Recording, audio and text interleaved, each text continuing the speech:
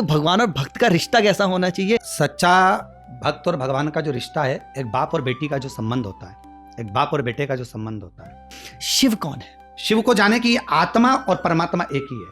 हमारे अंदर जितने भी 21,600 श्वास हम प्रतिदिन जो ले रहे हैं, उस 21,600 श्वास जो चल रही है वही शिव है।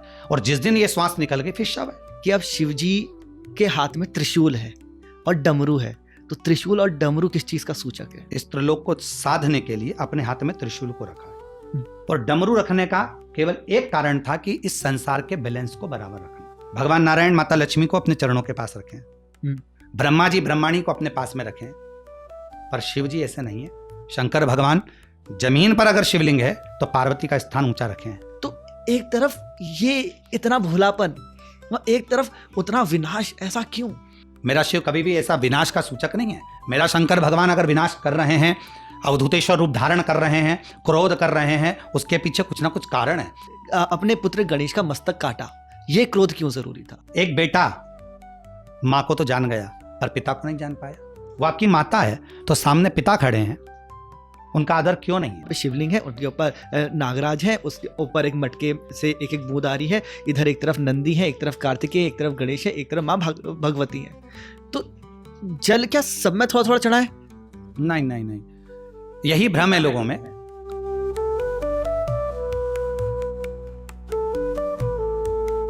Hello Baba, welcome to Baba cast. Baba, आज मैं हूँ कुबेरेश्वर धाम में, जो सीहोर में है और ये है एमपी के अंदर। इधर मैं क्यों हूँ आज? क्योंकि आज मैं यहाँ पे सीहोर वाले बाबा से मिलने आया हूँ और उनके साथ एक गहरी वार्तालाप करने आया हूँ। ये हैं पंडित प्रदीप मिश्रा जी, जिनको सिहोरे वाले बाबा के नाम से और ज़्यादा लोग जानते हैं। ये एक प्रसिद्ध शिव कथा वाचक हैं, जो आप ऑलरेडी जानते भी होंगे, और इनके करोड़ों फॉलोवर्स हैं ऑल अक्रॉस सोशल मीडिया।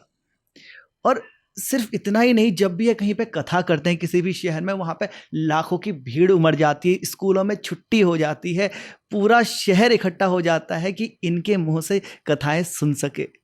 तो आज मैं इनका जो शिव जी के प्रति प्रेम है, जो ज्ञान है, और जो इनकी कथाएं हैं, और इनका जो निजी जीवन है, उस सब को समेट के आपके सम्मुख लेके आ रहा हूँ। तो जितने एक्साइटेड मैं हूँ उतना आप भी हो जाइए और मेरे साथ मिलके स्वागत कीजिए पंडित प्रदीप मिश्रा जी का। श्री शिवाय नमस्तुभ्यम। श्री शिवाय नमस्तुभ्यम। महाराज जी, बहुत बहुत स्वागत है आपका।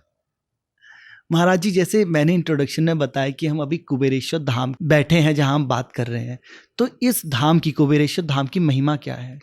देखिए, बाबा का ये जो धाम है कुबेरेश्वर धाम, ये 12 ज्योतिर्लिंग के मध्य में आ जाता है। ये स्थान हम तो कहेंगे कि बाबा ने ही अपने लिए चुना होगा। तो 12 ज्योतिर्लिंग का मध्य बिंदु है। ये शिव जी का प्राचीन एक स्थान रहा है, जिस स्थान पर भगवान शंकर का शिवलिंग रहा है, जो आज भी अंदर विराजमान है। उसका दर्शन नहीं होता, किसी को भी नहीं करने देते, तो वो शिवलिंग आज भी वहाँ पर विराजमान है। और उसी के स्थान का ये कंकर शंकर शिला है, जहाँ पर लोग आते हैं, जल चढ़ाते हैं बाबा के धाम को। तो हम तो कहेंगे कि ये शिव जी ने ही अपने लिए चुना है। अच्छा, तो आप ये बचपन से यहाँ आते रहे हैं? जी, बाबा बचपन तो मेरा सीहोर में रहा है, पर ये नज़दीक में रहा। शुरू से एक नियम रहा है कि कहीं पर भी कोई शंकर का अगर कोई स्थान है, कोई ओटला है, कोई स्थान है, मंदिर है, और अगर वो नज़र आता है तो वहाँ सफाई करना, वहाँ जल डालकर पूरा क्लीन करना, साफ करना। आसपास में कोई पेड़ पौधे हैं, उसकी पत्तियों से वहाँ का श्रृंगार कर देना। जलाशय नहीं है तो जलाशय की व्यवस्था कर देना, या ऊपर कोई से कह कर के भैया मटकी रख देते हैं मिट्टी की, तो बाबा को ठंडक बनी रहेगी। तो हम तो कहते हैं ये भी स्थान बहुत पुराना है। तो यहाँ बाल्यावस्था में तो नहीं, पर बाद में जब भी ऐसा योग लगा, जब थोड़ा साइकिल चलाने लगे या किसी दोस्तों की गाड़ियों पर जाने आने लगे, तब उस स्थान पर आने लगे और ये स्थान निश्चित हुआ। तो ये उस समय की बात है जिस टाइम पे बच्चों को बंक मार के घूमना पसंद है, ठीक है, मतलब, और सारी इधर दुकान से सामान खा लिया, उधर दोस्त के यहाँ चले गए, ये टीवी पर नाटक देख लिया। हम उस बचपन की बात कर रहे हैं जी। और उस बचपन में ये सब छोड़ के आप ये देख रहे हैं कि शिवलिंग कहाँ पे स्थित है, और फिर आप वहाँ जाके सफाई कर रहे हैं, सेवा कर रहे हैं। ये भाव कैसे आ गया अचानक से? देखिए, घर के माता पिता का भी कुछ संस्कार रहता है। हमारी उस समय पर परिस्थिति नहीं थी ना, तो किसी के साथ कहते हैं कि जब मोहल्ला ऐसा, हम जिस क्षेत्र में रहते हैं वहाँ सब सेठ लोगों का स्थान था, केवल हमारा ही एक, और पूरे परिवार में जितने ताता चाचा ताऊ थे सबके पास धन था, नहीं था हमारे पिताजी के पास, चने का ठेला लगाते थे। तो कहते हैं अगर धन रहता है तो दोस्त भी बहुत बनते हैं, तो दोस्त भी नहीं थे इतने, कि धन ही नहीं है तो फिर दोस्त कौन बनेगा। हमारे साथ कोई रहता था तो उसको मना कर देते थे कि भाई उनके साथ क्यों रह रहा है, उसके पास में क्या है, कुछ मांग लेंगे। जैसे गरीब परिस्थिति रहती है तो लोगों को ये भी भय रहता है कि हमारे यहाँ आएगा तो कुछ पैसा ना मांग ले, ट्यूशन की फीस ना देना पड़े, स्कूल का कपड़ा ना दिलाना पड़े, तो कोई साथ नहीं देता था, तो कोई मित्र भी नहीं बना। तो शिव को ही मित्र बनाओ ना, भगवान को अपना मित्र बना लो। बाल्यावस्था अपनी भी थी तो अपन भगवान शंकर को बाल्यावस्था जैसी जानते हैं। मिट्टी इकट्ठी कर लेते थे सोमवार की सोमवार, और वो डंडियाँ, ये अभी तो वो पौधा दिखता नहीं है, वैश्रम की डंडियाँ आती थी जिसमें वो कहीं जंगल वंगल में लग जाती हैं, उसकी डंडियों से छाया डाल लेते थे, 4 खड्डे खोद के छोटे छोटे, उसी के अंदर मिट्टी का शिवलिंग बनाकर उसका श्रृंगार कर लेते थे हर सोमवार। और गली के अंदर कहीं पर भी, और बच्चों को सूचना दे देते थे जो गली के होते थे, आओ शंकर जी महाकाल बाबा का दर्शन कर लो, कभी विश्वनाथ जी का दर्शन कर लो। ऐसा बचपन भी उन्हीं के साथ खेलते हुआ है। तो ऐसा नहीं कि कोई था नहीं, पर मेरा शिव तो मेरे साथ में था। तो लोग कहते हैं कि हमारे मित्र नहीं है या हमें समझने वाला नहीं है, हम कहते हैं बाल्यावस्था से ही अगर शंकर को दोस्त बना लिया, मित्र बना लिया, तो वो उससे अच्छा कोई दोस्त नहीं हो सकता जो आपकी जिंदगी को संवार दे। बिल्कुल, क्योंकि ज्ञान की मूर्ति भी वही है, शांति की मूर्ति भी वही है, तो वो बहुत बहुत कुछ दे देता है। वाह। तो जब बचपन में ऐसे आपने शिव बनाए, ठीक है, शिवलिंग की स्थापना कर दी आपने वहाँ पे, और अब सिंस आप बता रहे कि आपके उस टाइम में मित्र नहीं है तो यही मित्र है, तो आप उनसे बात करते थे, तो क्या उनसे एक जवाब आने का कुछ आभास होता था, या कभी एक ऐसा आभास हुआ कि ये है? देखिए, अगर जवाब का इंतजार रहे तो मित्रता किस काम की। जो मांगो वो मिल जाए तो समझ लो मित्रता पूर्ण है। दोस्त का चेहरा देखकर समझ जाए कि मेरे दोस्त को दिक्कत क्या है, किसको चाहता है, क्या फीलिंग्स है, क्या चाहता है। मेरे शिव जी तो मैंने ये देखा है कि मेरे शंकर भगवान ने उस समय पर मुझे कष्ट दिया हो, उस समय पर बड़े तकलीफ रही कि घर में अन्न का दाना नहीं था, 5 बहन भाई थे, बहनों की शादी होना थी, धन इतना नहीं था, कोई की नौकरी नहीं थी, पिताजी चने का ठेला लगाते थे, हम साइकिलों पर माचिस के पूड़े बांधकर एजेंसी पर देने के लिए एजेंसी का सामान लोगों को दुकानों पर बांटने जाते थे। तो आशा किस चीज की? तो भगवान खुद, मुझे ऐसा लगता है कि मेरे शंकर भगवान ने उस समय पर जो उनकी सेवा कराना थी कराई, और साथ में उन्होंने अपना मित्रता का फर्ज बहुत बड़ा अदा करा, जो आज बाबा की कृपा से इस स्थान पर लाकर, इस कुबेरेश्वर धाम पर लाकर बिठा दिया। तो ये उसी की, वो कहते हैं एक अच्छा मित्र होता है ना, तो वो बोलता कुछ नहीं है पर साथ बहुत देता है। तो मेरा शंकर बोलता कम है पर साथ बहुत देता है, और सबका देता है। तो पार्वती जी को भी शिव जी अच्छा उपदेश देते हैं, पर सब प्रश्नों का उत्तर नहीं देते। हम लोग कई बार भगवान शंकर जी के सामने जाते हैं, उनसे कहते हैं कि हमको ये दे दो, नहीं मिलता, उदास हो जाते हैं, भगवान को मानना बंद कर देते हैं कि भगवान ने हमको दिया नहीं। पर मेरी सोच कहती है, मेरा शिव तत्व कहता है कि कहीं ना कहीं भगवान ने तुम्हारे लिए और अच्छा सोच के रखा है। उस समय दिल दुखता था ना, लोगों को पोहा खाते हुए, समोसा खा रहे हैं, हमको नहीं मिल रहा, जलेबी नहीं मिल रही, कुछ नहीं मिल रहा। टिफ़िन जाता था तो टिफ़िन में रोटी नहीं होती थी, तो खाली टिफ़िन लेकर जरूर जाते थे स्कूल में कि ठीक है। और तो वो जो देखा, तो मेरे बाबा ने मुझे उस समय पर बहुत परखा, और परखने के साथ में आज मेरे बाबा ने कृपा करी।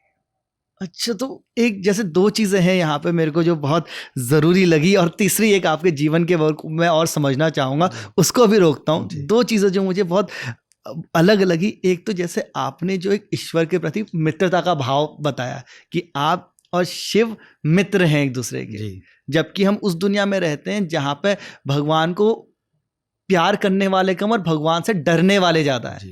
तो एक तो भगवान और भक्त का रिश्ता कैसा होना चाहिए, ये पहली चीज़। और दूसरी चीज़ जो मैंने कई लोगों से और भी सुना है कि शिव आपके ऊपर कृपा करने से पहले आपको पूरा तोड़ देते हैं, आपको एकदम 0 पे ले आते हैं, 0 पे, और उसके बाद उठाते हैं। क्या ये बात भी सच है? तो ये दोनों चीज़ें आप मुझे बताइए। देखिए, सच्चा भक्त और भगवान का जो रिश्ता है, एक बाप और बेटी का जो संबंध होता है, एक बाप और बेटे का जो संबंध होता है, माँ अपने बच्चे को जब मेले में लेकर जाती है तो गोदी में रखती है, कमर पर रखती है, पर बाप जब मेले में लेकर जाता है अपने बेटे को तो कंधे पर रखता है, क्योंकि पिता की इच्छा होती है कि मेरा बेटा मुझसे और ऊपर देखे। मैं यहां तक नहीं देख पा रहा हूं, मेरा बेटा उससे ज्यादा देखे। उसको दिखना चाहिए कि आगे क्या हो रहा है, उसको दिखना चाहिए डमरू कहां बज रहा है। तो एक भक्त और भगवान का जो संबंध होता है वो पिता और पुत्र का संबंध है। कभी भी भक्त ये ना सोचे कि मैंने कहां तक देखा, बल्कि ये सोचे कि हमें हमारा शंकर और आगे का दिखाना चाहता है। थोड़ा कष्ट, जैसे आपने अभी कहा कि शिव की आराधना करने वाले को भगवान शंकर शून्य पर ला देते हैं और फिर ऊपर उठाते हैं, पर मैंने तो नहीं देखा कि शून्य पर ला देते हैं। हो सकता है कोई हमारे पूर्व जन्म का कोई कर्म का फल होगा जिसके कारण बस हमको भोगना पड़ता। हम भगवान को क्यों कहें कि भगवान शून्य पर लाते? अपना भी तो पूर्व का कोई कर्म होगा। कोई जरूरी है कि मैंने कुछ अच्छा ही करा होगा पूर्व में? कोई बेकार कर्म करे होंगे जिसका मेरे को बाबा ने उस समय दिखाया, तो अपना कर्म काट दिया, उसके बाद बाबा ने अपने ऊपर कृपा भी कर दी। तो ये नहीं है कि लोग कहते हैं कि शून्य पर ला देते हैं और उसके बाद शिव कृपा करते हैं। मेरा शंकर तो ऐसा दयालु है, ऐसा कृपालु है और ऐसा करुणा सागर है कि जब हम उससे जुड़ जाते हैं तो शून्य का नाम ही नहीं रहता। जिस परिस्थिति में उस परिस्थिति से उठाने का प्रयास करता है वो शून्य पर ले जाने ही नहीं देता। हाँ, हमारा पूर्व का कोई कर्म होगा वो बार बार हमें धक्का देगा नीचे की ओर, पर हमारा शिव वापस खींचकर ऊपर की ओर ले आता है। तो ये तो शंकर की करुणा, इसमें हम ये नहीं कभी नहीं कहूंगा मैं कि वो पहले शून्य पर लाता है फिर उन्नति देता है। ना, मेरा शंकर ऐसा करता ही नहीं है। उसके डमरू में 2 धागे लगे हुए हैं और वो दोनों बराबर के ही बजते हैं, एक से काम नहीं चलता उसका। तो वो करुणा करने वाला हाथ छोड़ता ही नहीं। जिस समय हमने शिव को पकड़ा उसी समय से शून्यता तो आती ही नहीं है, शिव तत्व अपने आप ही उन्नति देता चले जाता है। वाह, क्या बात है। सबसे पहले मेरे को ये समझाइए, शिव कौन है? अपने भीतर का चिंतन, अपने आत्मा की शांति, अपने मन के विचार, और जहां अहंकार पूर्ण तरह से समाप्त हो जाए और केवल तुम्हारा हृदय एकांत में बैठकर कुछ तत्व की ओर बढ़ रहा हो, शिव तत्व की ओर, वही शिव है। हम सोचें कि एक शिवलिंग के अंदर शिव तत्व है तो हमारे को वो शिवलिंग भी दर्शाता है कि उसके ऊपर जो जलाधारी रहती है वो जलाधारी में 3 टेकी रहती है, ब्रह्मा, विष्णु और महेश। उसके ऊपर जो कलश रहता है उस कलश में से एक एक बूंद नीचे की ओर गिरती है, अर्थात वो भी कहते हैं कि हम तीनों एक हैं। वो जल की धार बता रही है कि हम तीनों में भेद नहीं है, दुनिया भेद कर कर बैठी हुई है, और जब तक ये भेद करेगी तब तक वो शिव तत्व को प्राप्त नहीं कर सकती। हमने कहा ब्रह्मा जी हमारे हैं, आपने कहा शिव जी हमारे हैं, उन्होंने कहा नारायण हमारे हैं, सब बटे हुए और सब विभाजन में, मतलब सबके भीतर कहीं ना कहीं थोड़ा अहंकार है। तो शिव कैसे मिलेगा? शिव कब मिल सकता है? जब उन्होंने सोच लिया कि ये ब्रह्मा विष्णु सदाशिव जानत अविवेक, अर्थात कोई जाने उसको ये विचार कि ये अलग है ही नहीं, वो एक ही है। शिव को जाने कि आत्मा और परमात्मा एक ही है। हमारे अंदर जितने भी 21,600 श्वास हम प्रतिदिन जो ले रहे हैं, उस 21,600 श्वास जो चल रही है वही शिव है। और जिस दिन ये श्वास निकल गई फिर शव है, शरीर गया, शव बन गया। तो शिव कब तक है? जो श्वास जब तक चल रही है। अर्थात आप श्वास को पहचानो, अपनी एक एक श्वास, 21,600 श्वास जो परमात्मा ने दी है, 3.5 करोड़ रोम छिद्र जो ये मनुष्य के शरीर पर है नीचे से ऊपर तक, ये शिव ने दिए हैं। एक एक रोम छिद्र क्यों दिया? कि जितने रोम छिद्र तुम्हारे शरीर पर दिए हैं उतनी बार मुझे याद तो करो, मैं तुम्हारे लिए सामने खड़ा हो जाऊंगा। आपने जैसे कहा कि शिव को जाने, तो शंकर तो आत्मा और परमात्मा का एक सेतु बिंदु भगवान शिव है। शिव जी की 2 तरीके से रिप्रेजेंटेशन होती है, एक शिवलिंग के रूप में और एक जो हम लोग जब शिव जी के बारे में सोचते हैं साकार रूप में तो हमारे दिमाग में आता है कि बड़ी लंबी जटाएं हैं, सर पे चंद्रमा है, जटाओं से गंगा बह रही है और 3 नेत्र हैं और भस्म उन्होंने शरीर पे लगाया हुआ होगा और उसका बाघ की छाल पहनी होगी, हाथ में त्रिशूल होगा, डमरू होगा, डमरू में 2 धागे होंगे और उसके बाद उन्होंने वो नंदी पे सवार होंगे। तो ये रूप क्यों? क्योंकि वे तो खुद से अपना रूप डिसाइड कर सकते हैं। जैसा ईश्वर चाहे वैसा रूप कर सकते हैं, तो यही रूप शिव जी ने क्यों चूज किया है? प्रत्येक मानव को ज्ञान देने के लिए। शिव की लंबी लंबी जटाएं, मतलब मानव शरीर अगर आपको मिला है, जटा से मतलब है कि लंबा शरीर है। जटाएं कैसी होती हैं? कहीं से सुलझी हैं, कहीं से उलझी हैं। जटा तो पूरी एक जैसी नहीं है ना शंकर भगवान की, उलझी भी और सुलझी भी है। तो शिव की जटाएं हमको ज्ञान देती है ना कि जीवन ऐसे नहीं निकल जाएगा। जैसे मेरी जटाएं लंबी हैं उसी तरह ये जीवन भी बहुत लंबा है, और जैसे जटाएं उलझी भी है और सुलझी भी है उसी तरह जीवन भी उलझेगा, सुलझेगा, फिर उलझेगा, फिर सुलझेगा। ये मत सोचना कि उलझा ही रहेगा, उलझने के बाद फिर सुलझेगा, फिर जटा सुलझी है, फिर उलझी है। तो ये भगवान शिव अपनी जटाओं के माध्यम से जनमानस को प्रेरणा दे रहे हैं कि जीवन बहुत लंबा है मेरी जटा की तरह। तो याद रखना, मैंने जैसे जटा को बांध कर रखा है उसी तरह अपने जीवन को भी संयम से बांध कर रखना। खुलना नहीं चाहिए, यह खुलती है तो उलझती है, तो इसको संयम में बांध कर रखो। चंद्र अपने मस्तक पर रखकर भगवान शिव प्रेरणा दे रहे हैं कि ज्ञान का प्रकाश हर मनुष्य को देकर मैं जन्म देता हूं। मेरे शिव प्रेरणा देते हैं कि आप अपने कक्ष में, जैसे आप जहां रहते हैं अपने कमरे में, मुझे नहीं लगता कि कचरा रखते होंगे। नहीं, आप अपने कमरे को तो एकदम क्लीन रखते होंगे। बेडरूम है, अच्छे अच्छे फोटो लगे हैं, गुलदस्ता रखा है, फ्लावर रखे हैं, वो सब अच्छा है, कालीन बिछा हुआ है। और कोई तुम्हारे कमरे में मम्मी बोल दें, आपकी माता जी बोल दें कि बेटा एक काम करना, आज ये सड़े हुए टमाटर पड़े तेरे कमरे में रख ले, ये जूते टूटे हुए तेरे कमरे में रख ले, ये कुर्सी टूटी हुई तेरे कमरे में रख ले, ये रद्दी कागज तेरे कमरे में रख ले। आप कहो मम्मी इसके लिए अलग रूम रखो ना, मेरे कमरे में क्यों?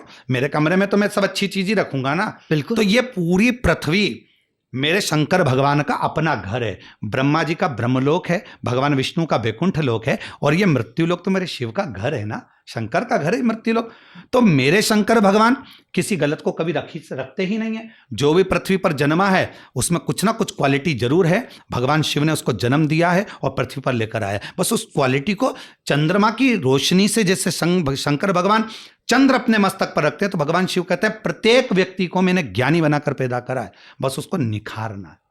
वो अपने आप को निखारे कि उसके अंदर कितना ऊर्जा है, कितना। चंद्रमा अपने आप को निखार कर कहे कि मैं चंद्रमा हूं, सूर्य अपने आप को निखार कर कहे अपनी रोशनी से कि मैं सूर्य हूं।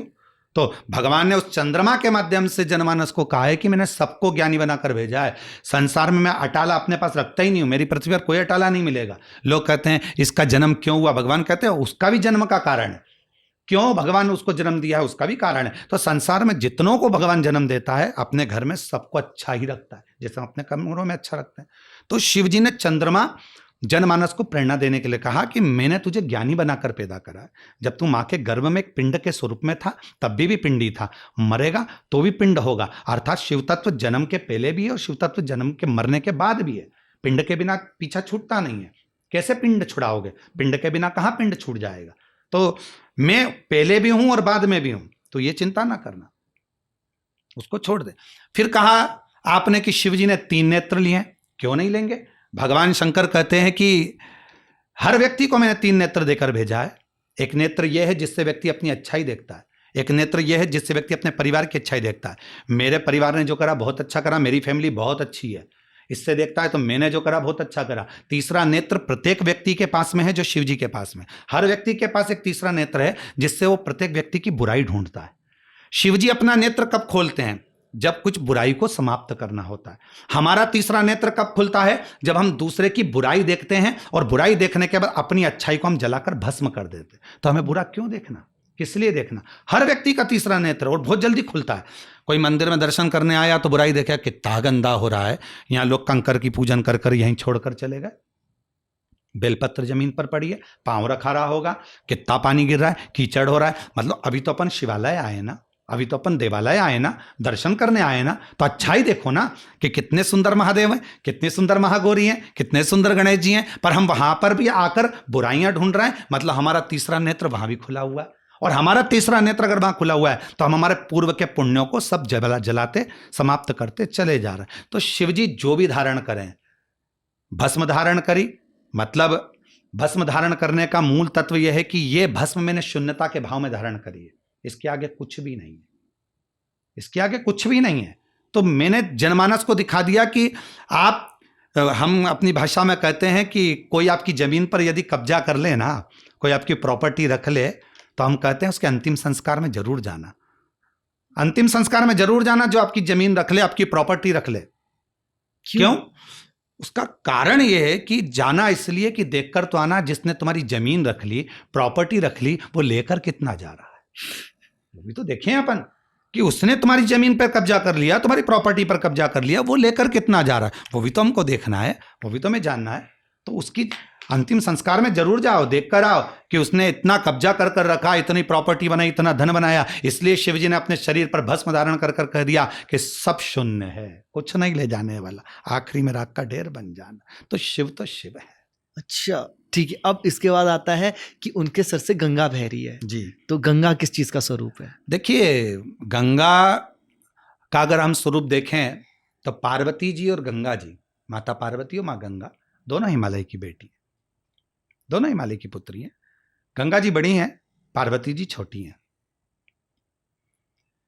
पर पार्वती जी का जन्म हुआ तो देवऋषि नारद ने उनका ज्ञान उपदेश दे दिया कि ये बच्ची को जो पति मिलेगा, पार्वती जी का जो पति होगा, वो बागंबर वेशधारी, नग्न वेशधारी, जटाजूट वाला, चर्म पहनने वाला और भस्म रमाने वाला, ऐसा पति मिलेगा। मैनावती को बड़ी चिंता लगी कि ऐसा पति मिलेगा तो मैं बेटी का ब्याह नहीं करूंगी। पर देवऋषि नारद ने हिमालय राज के सामने कह दिया, अगर पार्वती जी शिव जी की आराधना कर ले, भले लोग कहते हैं कि अवगुण भरे हैं ये, भस्म धारण करे हैं ये, पर उसमें सारा गुण एक, भले अवगुण होंगे पर गुण उसमें एक ही है कि वो जीव का कल्याण कर देता भगवान शिव। अगर पार्वती जी चाहें तो शिव जी का भजन करें। गंगा जी वहीं बैठी हुई थी, उन्होंने सुन लिया कि शंकर को अगर भजा जाए तो शिव प्राप्त हो सकते हैं और पति बन सकते हैं। तो पार्वती जी ने भी तप साधना करी, उधर गंगा जी ने तप साधना चालू कर दी। पार्वती जी को नहीं मालूम था कि मेरी बहन भी शिव को प्रेम करती हैं, स्नेह करती हैं और इतना भजन कर रही हैं शिव को अपना बनाने के लिए। अब समय आया तो पार्वती जी की सहेली ने कहा, सखी ने, कि पार्वती तुम्हारी बहन गंगा भी शिव को अपना बनाना चाहती है और तुम भी बनाना चाहती, कैसे हो सकता है, ये होगा नहीं। पार्वती जी ने कहा, तो तू बता क्या करूं। कहते हैं कि घर के लोगों की सीख मानोगे तो बहुत ऊपर चढ़ते चले जाओगे, और जब बाहर के लोगों की सीख मानोगे तो एक ना एक दिन धोखा जरूर खाओगे। घर में अगर बुजुर्ग हैं, माता पिता हैं, बड़े हैं, समझा रहे हैं तो थोड़ा समझ लो, कहीं ना कहीं आपको धोखा नहीं मिलेगा। और हम घर के लोग अच्छे नहीं लग रहे हैं, मम्मी तुम चुप रहो, पापा तुम चुप रहो, तुम नहीं जानते ज़्यादा, और मित्र अच्छा लग रहा है, दोस्त अच्छे लग रहे हैं, उनकी बातें अच्छी लग रही है, वो थोड़े समय का, और एक ना एक दिन धोखा खाओगे, फिर मम्मी की गोद में आके रोगे, पापा से गले लगकर रोगे कि मैंने उस पर विश्वास करा और मेरा विश्वास टूट गया। पार्वती जी के साथ में ये चीज हुई। सहेली का कहना मानकर पार्वती जी ने क्या करा कि जब एक बाबा निकलेंगे ऋषिवर, यहां से एक रोज ऋषि निकलते हैं, तो तुम एक काम करना कि एक चाल चलते हैं अपन थोड़ी सी। जब दोनों सहेलियां बात कर रही थी तो पार्वती जी से, सखी से कहा कि तुम मुझे कहना कि पार्वती जी सुबह जब ऋषि निकलें तो एक लोटा जल ऋषि पर डाल देना, ऋषि खुश हो जाएंगे, तुम्हें वर दे देंगे शिव जी से विवाह करने का। पार्वती जी और दोनों ने बात करी, गंगा जी ने सुन लिया। गंगा जी ने सुना तो जो पार्वती जी करती, पार्वती करती तो नहीं, हाँ, उन्होंने तो केवल बात का संवाद किया, पर गंगा जी ने वो कर दिया। और जो गंगा जी ने करा, इतनी देर में तो ऋषिवर को क्रोध आ गया और ऋषि जी ने कहा कि तुम हिमालय की बेटी होकर एक ऋषि का सम्मान करना नहीं जानती, मैं तुम्हें श्राप देता हूं कि तुम अब स्त्री का स्वरूप छोड़कर जल के रूप में बहोगी पृथ्वी पर। अच्छा, जल का वेग अब तुम्हारा पृथ्वी पर रहेगा। और रोने लगी। उसी समय पर गंगा जी क्रोध में आ गई, और गंगा जी क्रोध में आकर पार्वती से बोली, तू मेरी बहन होकर तूने मेरे साथ छल किया है, मुझे श्राप दिला दी, मैं तुझे श्राप देती हूं। तो इतनी देर में शिव जी वहीं प्रकट हो गए, सामने के सामने, रुको गंगा, ये मेरी अर्धांगिनी बनेगी, श्रापित हो गई तो मेरी अर्धांगिनी कैसे बन सकती है, लोग क्या कहेंगे, तुम रुको। गंगा जी कहती हैं कि इसने मेरा अपमान करा और मुझे श्राप दिलवा दिया, क्यों चिंता करती हो, तुम श्रापित होकर भी पूज्य होगी, तुम क्यों चिंता करती हो। गंगा जी कहती हैं कि मैं तो आपको अपना पति बनाने वाली थी और आपने मुझे छोड़ दिया। शिव जी कहते, कौन कहता है छोड़ दिया, दुनिया का व्यक्ति, संसार में रहने वाला व्यक्ति जब जब गंगा की डुबकी लगाएगा तो तेरा और मेरा नाम साथ में आएगा, हर हर गंगे। वाह, अद्भुत, हर हर गंगे साथ में आएगा, तू क्यों चिंता करती है, मैं तेरे साथ हूं ना। और सुन गंगा, तू कहती है कि मेरे अर्धांगिनी बनना चाहती है, अर्धांगिनी अगर बन जाएगी ना मेरी, तो मेरे लेफ्ट हैंड पर बैठेगी, मेरे पास में बैठेगी, लेफ्ट साइड में बैठेगी। पत्नी कहाँ बैठती है? पति के बाजू में, साथ में, पास में।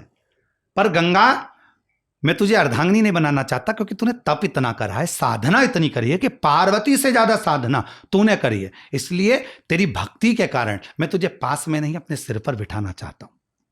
इसलिए मैं तुझे अपने मस्तक पर रखूंगा, सिर पर रखूंगा। और शिव जी ने गंगा को सिर पर रखा। और सुन गंगा, पार्वती भले मेरी अर्धांगिनी हो, पर मेरे बच्चों को पालने वाली, जन्म देने वाली तू ही होगी। तेरे ही जल से मेरे बच्चे जन्म लेंगे। और वही हुआ। भगवान शंकर के तेज पुंज को लाकर गंगा के जल में दिया गया। गंगा के जल से 6 धार उत्पन्न हुई। उस 6 धार से 6 पुत्र उत्पन्न हुए। वो 6 पुत्र को गंगा पाले कैसे? तो गंगा जी ने कृतिकाओं को बुलाया, ऋषियों की पत्नी को, कि इनको आप संभालिए। 6 स्त्रियों ने गंगा जी को 6 पुत्रों को संभालना कृतिकाओं ने चालू करा। कृतिकाओं ने विचार करा, 6 ही रोते तो एक साथ, दूध पिए तो एक साथ, बड़े परेशान हो गए। कृतिकाओं ने अपने तब्बल से वो 6 ही को एक कर दिया। और 6 ही को एक करा तो 6 तो मुख हो गए, शरीर एक हो गया, तो षडानंद कार्तिक हो गए। वाह। तो ये गंगा मेरे शिवजी अगर मस्तक पर धारण करें तो जनमानस के कल्याण के लिए करें, जनमानस के उद्धार के लिए करें। बिल्कुल। इसकी एक और मैंने कहानी सुनी थी जिसमें ये होता है कि भागीरथ के पूर्वज जो थे, उन्होंने किसी ऋषि का अपमान कर दिया था, क्योंकि इंद्र जी ने एक घोड़ा चुराकर वो ऋषि के आश्रम में रख दिया था, अश्वमेध का घोड़ा।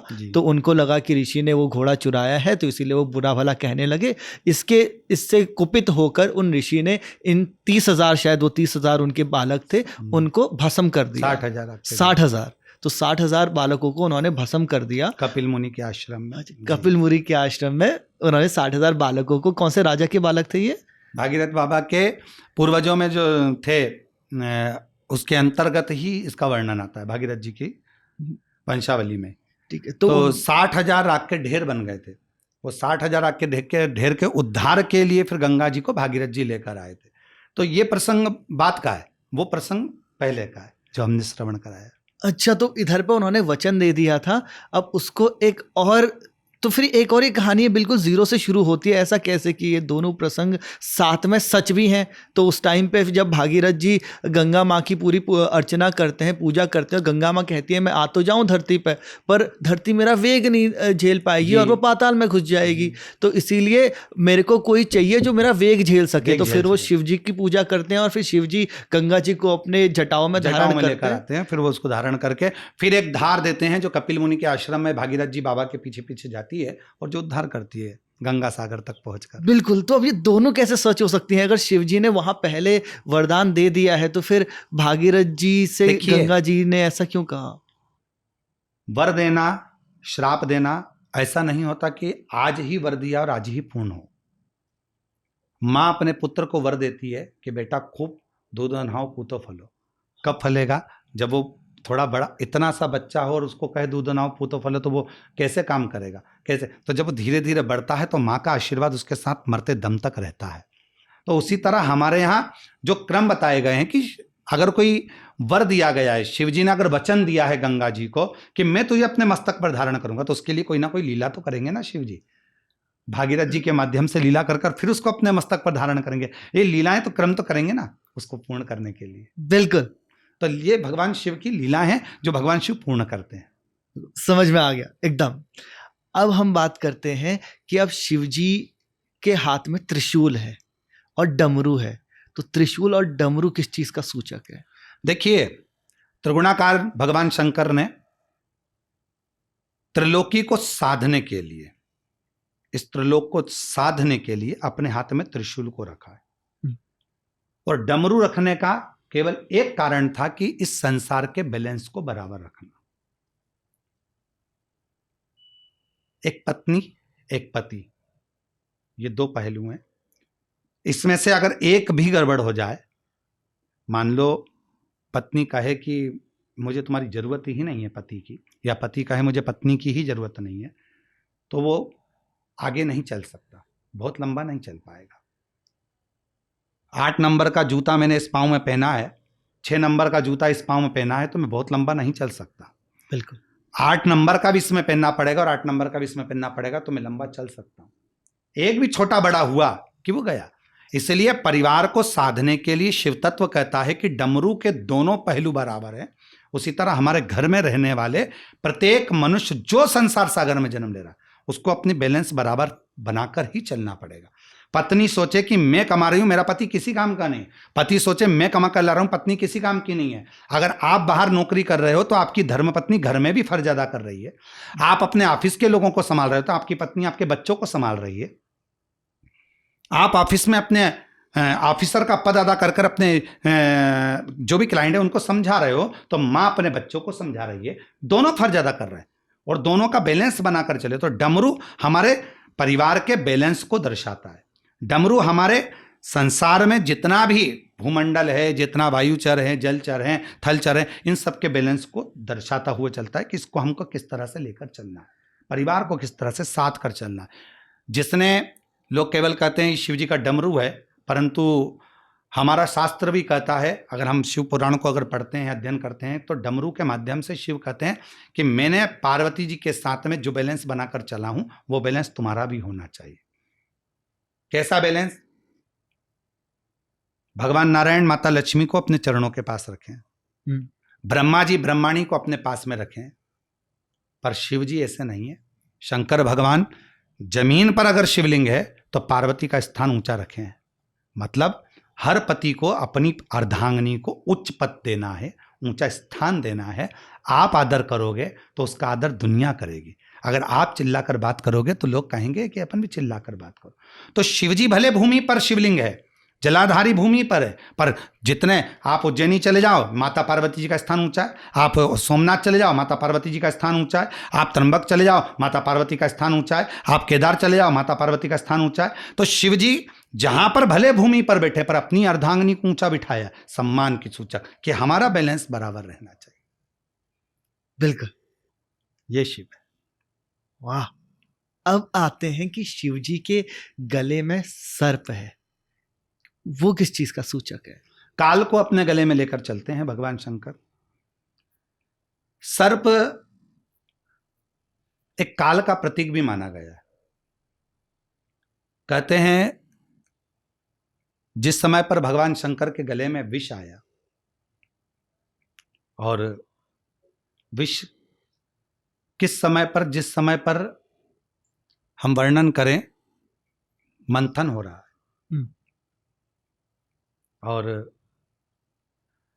मंथन के समय पर जब मंथन चल रहा था,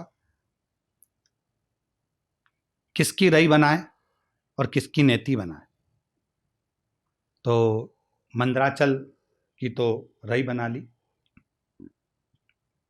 शेषनाग को कहा गया नेति बनने के लिए। वासुकी के पास खबर गई तुम नेति बनो। वासुकी ने कहा ठीक है, शेषनाग के साथ मैं सहयोग करूंगा। मंथन चलता रहा, देवता और असुर खींचते रहे।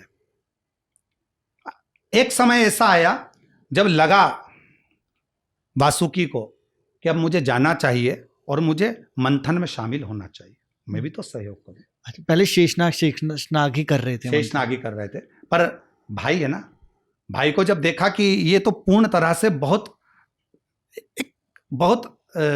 आड़ा टेढ़ा पत्थर है और उस पर नाग को लपेट दिया गया और दोनों तरफ से खींचा जा रहा।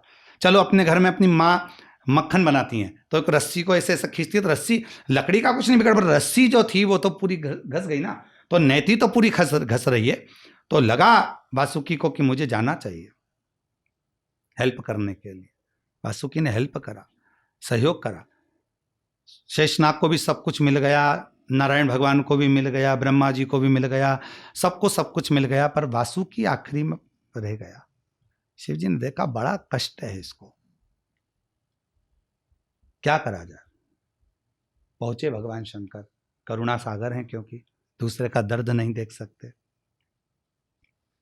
क्या बात है, शरीर में बहुत कष्ट है, चल तेरे कष्ट को मैं मिटा देता हूं, तुझे ऐसा स्थान दूंगा जो दुनिया भी देखेगी। उठाया, अपने गले में धारण कर लिया। कौन दे सकता है, कौन प्रदान कर सकता है? जो टूटा फूटा पड़ा हुआ है, बेकार पड़ा हुआ है, जिसकी कोई वैल्यू नहीं है, उसको कौन संभालेगा? कौन जानेगा उसको? तो मेरे शंकर भगवान ने उसको अपने अंतर्गत धारण कर लिया। ये देखकर शेषनाग, कालियानाग, वासुकीनाग, यहां तक कि जितने जितने सर्प हैं उन सबके भीतर ये भाव जागृत हुआ कि हम भी शिव की सेवा में लगे, हम भी शंकर भगवान की सेवा में लगे। तब शिव जी ने कहा तुम चिंता मत करो, जब जिस नाग की मुझे जरूरत होगी उसको मैं अपने पास धारण जरूर करूंगा, उसको अपने पास जरूर लेकर आऊंगा। और आता है समय, नागपंचमी का दिन एक ऐसा होता है जिस दिन भगवान शंकर सभी नागों के साथ में नागलोक में निवास करते हैं और वहां भी शिव की आराधना होती है, शंकर की पूजन होती है। नागलोक के अंदर कौन पूजन करता है? तो का सर्प पूजन कर रहे हैं अपनी विद फैमिली, पूरी परिवार के साथ सर्प पूजन करते। तो शिव नागेश्वर का रूप धारण ले लेते, उस जगह पर नागेश्वर के रूप में विराजमान हो जाते हैं। तो शिव है। वाह, कल्याण करने की भावना ही शंकर की मूल है। कोई भटक रहा है, पड़ा हुआ है, कहते हैं कि कोई बहुत ज्यादा बीमार है तो महामृत्युंजय का जाप करो। क्यों कहते हैं? क्योंकि हमें देखने को मिलता है कि जिसको कोई नहीं पूछ रहा उसको शिव ने लिया ना साथ। कौन होगा ऐसा? सारे देवताओं के सामने प्रसंग आया कि भाई इनके पास ये रथ है, उनके पास वो रथ है, उनके पास। शिव जी के विवाह का ही प्रसंग देख लो ना। शंकर जी विवाह करने के लिए जा रहे हैं और विवाह करने के लिए जा रहे हैं, सारे रथ सारे देवता लेकर आए। अब विचार करा गया कि शिव जी को काय पर बिठाया जाए, तो शंकर भगवान से पूछो जाकर कि वो काय पर बैठेंगे। रथ की व्यवस्था करते हैं, विश्वकर्मा जी को बुलाते हैं, रथ तैयार करते हैं, पर शंकर भगवान बोले नहीं नहीं नहीं, मेरा नंदी काफी है। तो कहीं बूढ़ा है तो क्या फिर इनको कौन सा देगा? तो हम है ना साथ में। नंदी पर बैठे, वो भी उल्टे। नंदी का मुंह इधर था, शिव का मुंह उधर था। इंद्र ने पूछा आपका विवाह हो रहा है और आप उल्टे बैठ कर जा रहे हो। शिव जी बोले मेरा कोई बाप नहीं है, कोई भाई नहीं है, बारात कैसे देखेंगे? आगे से नंदी देखेगा, पीछे से हम देखेंगे। तो साधना तो हमको ही है ना। तो शिव है, जो किसी काम का नहीं उसको शिव अपना लेते। राख किसके काम की थी? चंदन सबको प्रिय, इत्र सबको प्रिय, शिव तो राख लपेट कर भी अपना श्रृंगार कर लेते हैं। किसकी प्रियता होगी? जो किसी काम का नहीं वो मेरे काम का। सर्प किसके काम का है? कोई हो जो सर्प को अपना बना ले, पर शिव किसी काम का नहीं, तू मेरा हो जा। जो किसी काम का नहीं है। भूत किसके काम के? प्रेत किसके काम के? किसी को भूत लग जाए तो वो दूसरे के पास जाकर कहते हैं हमारा भूत निकाल दो। वो जाएगा कहां? शिव के पास ही तो आएगा कि मुझे दुनिया निकाल रही है, मुझे तो आप स्वीकार कर लो। शिव जी। भूत किसके पास? शिव जी के पास। प्रेत किसके पास? शिव जी के पास। देवता किसके पास? शिव जी के पास। नाग, किन्नर, गंधर्व, अप्सराएं किसके पास? शिव जी के पास। सब शंकर के, क्योंकि सबको मालूम है एक शिव ऐसे हैं जिनमें सब समा सकते। इसलिए शंकर के शिवलिंग में और जलाधारी में 33 कोटि देवताओं का स्थान होता है। एक लोटा जल शिव जी पर चढ़ा, 33 कोटि देवता एक साथ स्नान कर लेते हैं। ये शिव तत्व है। इसीलिए आप भी कहते हैं एक लोटा जल सारी समस्याओं का हल। वाह, ये भी समझ में आ गया। इसमें अब नंदी बैल को शिवजी ने अपने साथ जोड़ा क्यों था? धर्म के लिए। बैल धर्म का प्रतीक है और शिव अपने साथ में धर्म को इसलिए लेकर चलना चाहते हैं कि जब भी मेरे साथ कोई चले तो निर्णय सटीक होना चाहिए, सत्य होना चाहिए। कभी कभी निर्णय गलत हो जाते हैं। ऐसा नहीं है कि बहुत ऊंचे पद पर बैठ गया, बहुत विद्वान आदमी है, बहुत ज्ञानी है, उसको सारे वेद पुराण शास्त्र आते हैं तो उससे कभी गलती नहीं होगी, कुछ गलत नहीं बोल पाएगा या गलत नहीं करेगा। कभी कभी ऐसा होता है कि व्यक्ति उच्च पद पर बैठने के बाद भी वाणी से कोई गलत शब्द निकल जाता है। हो सकता है किसी के लिए अपमान निकल जाए, किसी के लिए आड़ा तड़ा निकल जाए, तो वो जो स्थान आ जाता है। तो भगवान शंकर ने धर्म को अपने साथ में इसलिए रखा कि वो कभी मेरी वाणी को, मेरे शब्दों को अगर कहीं हो सकता है कि कुछ गलत भी हो रहा हो तो धर्म उसको साध ले। इसलिए मेरे शिव ने धर्म का नंदी अपने साथ लेकर चले साधने के लिए। बिल्कुल समझ आ गया, एकदम क्लियर हो गया। और एक एक चीज़ कि शिव ऐसे क्यों है, ऐसे क्यों प्रतीत होते हैं, वो एकदम बढ़िया से क्लियर हो गया। एक चीज़ मेरे दिमाग को जो अभी थोड़ा सा खा रही है वो ये कि जब भी आपने अभी समुद्र मंथन की बात करी तो समुद्र मंथन में एक ही चीज़ थी कि वो सबको अमृत चाहिए था। तो अमृत निकलने से पहले बहुत चीज़ें निकली। वहाँ से हलाहल विष निकला, ऐरावत हाथी निकले, शंख निकली। ये सब क्यों निकला? जब अमृत ही चाहिए था तो सीधा अमृत क्यों नहीं निकला? इधर पे भी कुछ मतलब है क्या इसका गहरा? क्यों नहीं होगा? सबसे पहले गौ माता को निकाला गया, कामधेनु, बहुला, सुरभि, सुशीला, ऐसी गौ माताओं का निकलना प्रारंभ हुआ, जिसको हमारे यहाँ कामधेनु गाय कहते हैं। अन्य गौ माता का जब निकलना प्रारंभ हुआ तो किसी ने पूछा कि गाय का निकलने का कारण क्या है। तब उस समय पर शिव जी से पूछा गया कि ये गौ माता निकली है, ऋषिवरों को दी गई है, इस गौ माता को निकालने का कारण क्या है। तो भगवान शंकर ने कहा, जिस समय पर हलाहल विष निकलेगा मैं पीऊंगा, वो कंठ पर रहेगा, उसकी जलन को कोई समाप्त नहीं कर सकता, केवल एक गाय का दूध समाप्त कर सकता है। इसलिए पहले उसको निकाला गया, पहले गौमाता को प्रकट किया गया। सबसे पहले निकली गौमाता, उसको निकालने का कारण था उसका दूध शिव के अभिषेक के लिए काम आए। उनके कंठ जले तो उस समय पर जब दूध एक बूंद भी शिव पर चढ़े तो वो विष की जलन को समाप्त कर दे। फिर आपने कहा कि माणिक, मोती, औषधि, लक्ष्मी और ऐरावत हाथी निकला। ऐरावत हाथी निकालने का कारण क्या था, क्यों निकाला गया? उसको निकालने का कारण केवल इतना था कि संसार सागर में आप जब भी चलेंगे अलमस्त होकर चलेंगे, और आपकी जिंदगी को आपको अलमस्ती में जीना है, हाथी की तरह। जिस गली में जाओ आपके चर्चे होना चाहिए, जिस वन में रहो आपके चर्चे होना चाहिए, पर यह मत सोचना कि आपके पीछे कुत्ते कितने भौंक रहे हैं। आप तो अग्रण्यता में चलते चलो, आप तो अग्रण्यता में बढ़ते चलो। ऐरावत हाथी को लाने का कारण केवल इतना था कि ये ऐरावत, जैसे उदर बड़ा है, उदर बड़ा है, कान बड़े हैं, पांव बड़े हैं, ये सब पूरा शरीर बड़ा है, नेत्र बड़े छोटे हैं, नेत्र बड़े छोटे हैं पर शरीर पूरा बड़ा है। उसी तरह संसार के अंतर्गत जब भी रहना, एक विशालता के साथ रहना, विशालता के साथ। अपने नेत्रों को कब छोटा कर लेना? जिस समय पर किसी की बुराई देखी ना जाए, अर्थात किसी की बुराई चल रही, हमें उसकी बुराई नहीं देखना, हमारे नेत्र छोटे कर लो। हमें अपने नेत्रों से बुराइयां नहीं देखना, हमें उसकी अच्छाइयां छांटना, हमें बुराइयां नहीं देखना। तो अपने नेत्र छोटे कर लो हाथी की तरह, कि हमें किसी की बुराई ना देखने को मिले, हमें किसी की बुराई हम देखें भी नहीं और बुराई हम जाने भी नहीं। तो पूरा शरीर विशाल है, आपका मन विशाल रखिए, आपका जीवन विशाल रखिए, आपकी ऊर्जा विशाल रखिए, आपका स्वभाव विशाल रखिए, आपका हृदय विशाल रखिए, आपके कार्य क्षेत्र को विशाल रखिए, आपका व्यापार विशाल रखिए, पर नेत्र छोटे रखना केवल उस समय पर जब किसी के साथ गलत विचार हमारे अंदर ना आ जाए। देखकर हम लोगों का आदत होती है, गुटखा खाने वाले को देखते हैं तो गुटखे ऐसा थोड़ा सा चक्के देखो, सुपारी तो लो, पीने वाले को देखा तो थोड़ी सी तो लो, तो ये हमारे अंदर ना आए। हम उस समय पर फिर ये गलत विचार छोड़ दें, कुछ अच्छाई की ओर बढ़ चले। ये हमारे ऐरावत का भाव वर्णन किया। तो ऐसे लक्ष्मी है, माणिक, मोती हैं, ये सब भगवान की कृपा ही है, जो जिसको जिस चीज की कामना थी मंथन के समय पर वो उसको दिया गया। तो शिव जी को कामना ही क्या विष की रही होगी उस टाइम में? विष की कामना ही नहीं थी। शिव को तो क्यों छोड़ा गया? मंथन में शंकर जी क्यों नहीं आए? कारण क्या था?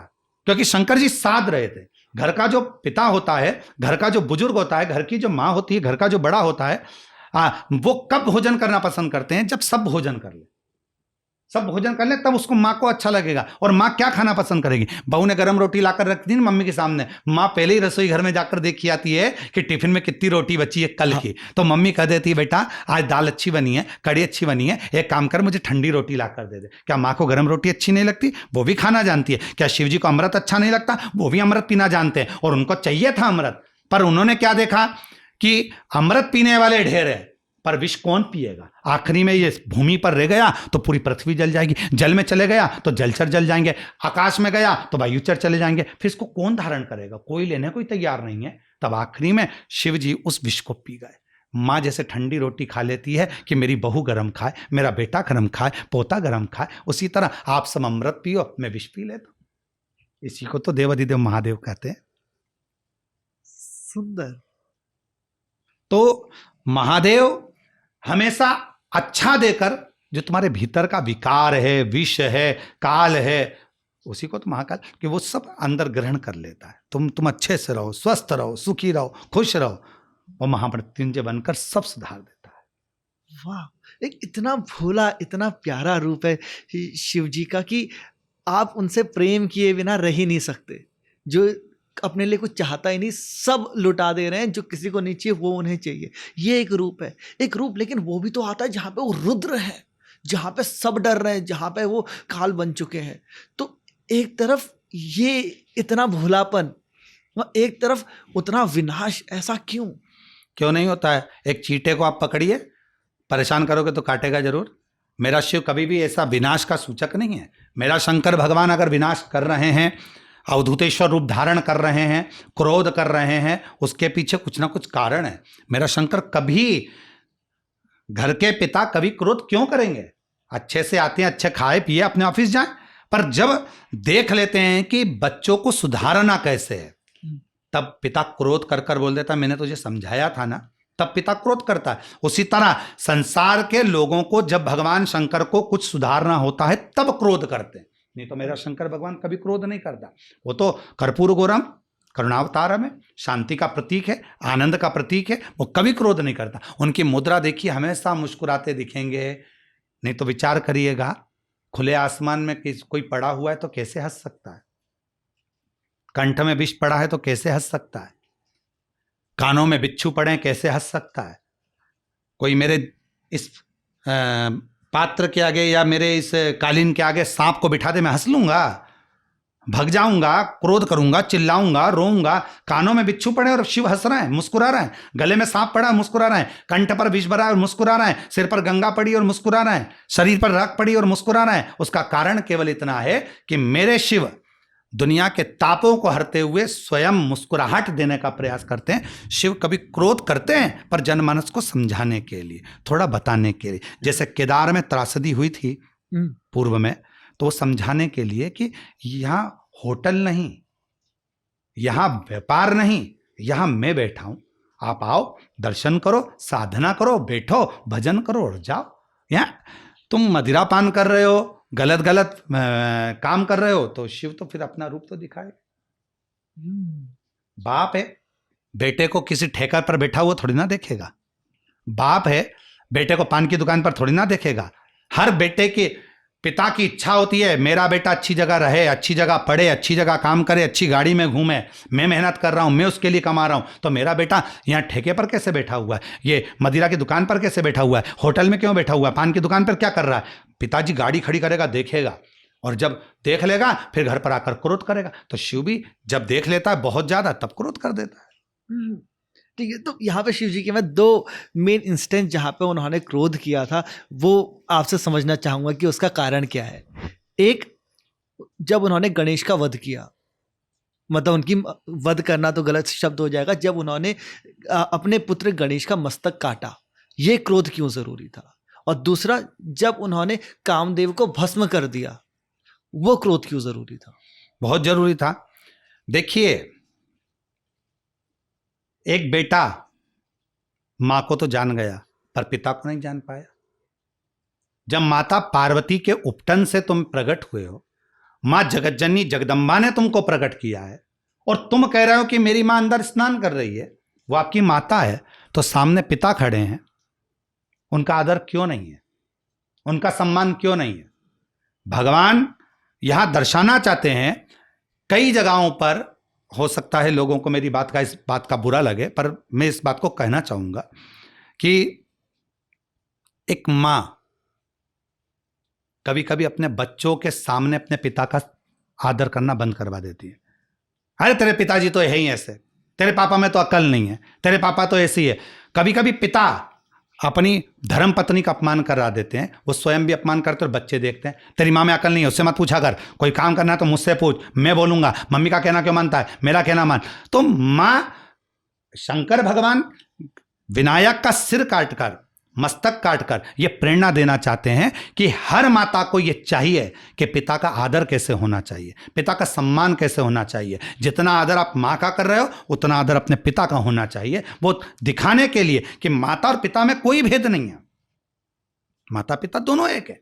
तो हम आदर से वंचित कैसे रह जाए? मान लो आज अपने अपने बच्चे को सिखा दिया कि तू पापा से मत पूछ, पापा तो है ही ऐसे, पापा में तो अकल नहीं है, तो तुमको क्या लगता है कि केवल बेटा पापा का अपमान करेगा? एक दिन ऐसा आएगा कि पिता के अपमान के साथ में मां का भी अपमान करेगा, वो मां को भी नहीं पूछेगा।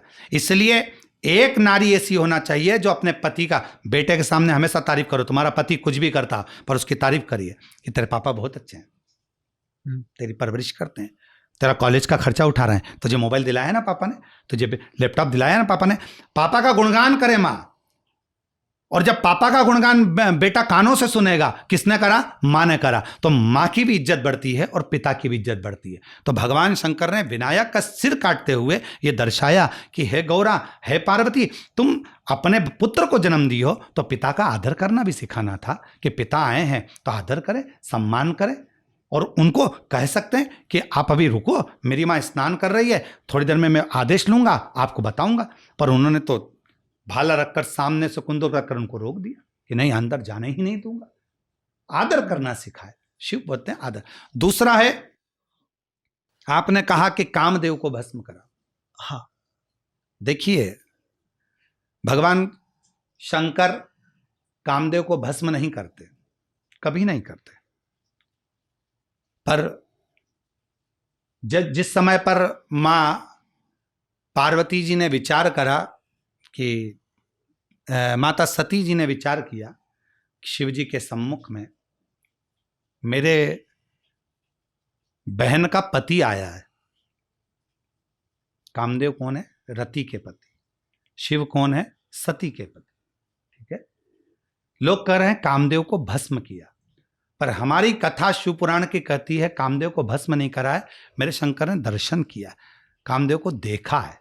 अब उसको कैसे प्रसंग से लेंगे? प्रसंग कहा गया है शिव महापुराण में कि सब हार गए शिव जी की समाधि तोड़ने में, नहीं टूटी। आखिरी में कामदेव को लाए।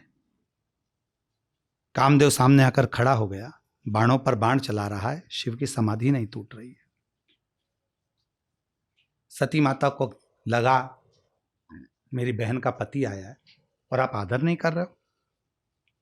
यहाँ पे ये भी बता दीजिए कि वो क्यों समाधि तोड़ना चाह रहे थे शिव की? समाधि तोड़ने का कारण केवल इतना था कि भगवान शंकर के जो पुत्र हों और वो पुत्र तारकासुर का संहार करें।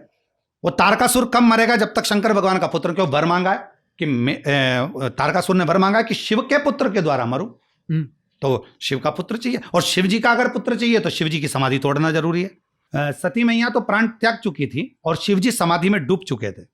जब शंकर भगवान समाधि में डूब चुके थे तो माता सती ने कोयल की योनि ली थी। आपके प्रसंग में स्मरण में होगा, शिव महापुराण कथा कहती है सती माता ने यज्ञ की अग्नि में अपने प्राणों को त्याग दिया था, क्रोध अग्नि प्रकट कर। शिव जी उस समय पर आए और माता सती के शव को उन्होंने अपने कंधे पर उठाया, तांडव रचाया। तब शिव जी ने सती से कहा, सती अगर तुझे प्राण ही त्यागना थे तो तेरे पिता की बहुत बड़ी भूमि थी, कहीं पर भी प्राण त्याग देती, पर जहां पुण्य हो रहा है, यज्ञ हो रहा है, उस यज्ञ के कुंड में तूने प्राण त्याग दिए, ये तूने ठीक नहीं करा। हमारा सनातन धर्म यह कहता है कि जब कोई अच्छा कार्य हो रहा है तो उसमें हाथ बढ़ाकर पुण्य करने का प्रयास करो।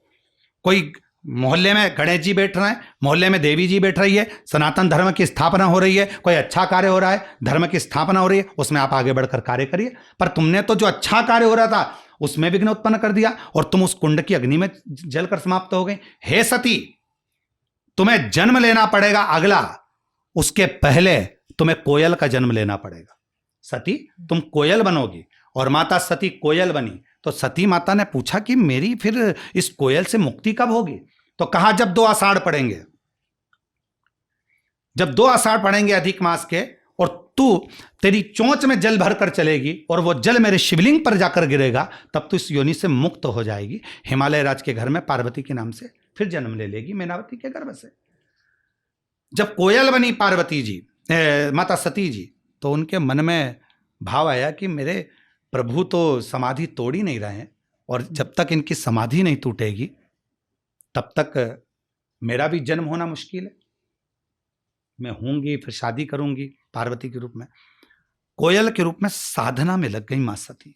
खूब साधना करी, इतनी साधना करी माता कोयल के रूप में कि देवता भी आश्चर्य में पड़ गए कि अब तो कुछ भी हो तोड़ना पड़ेगी समाधि को। सब ने हिम्मत कर ली पर कोई समाधि ना टूटी।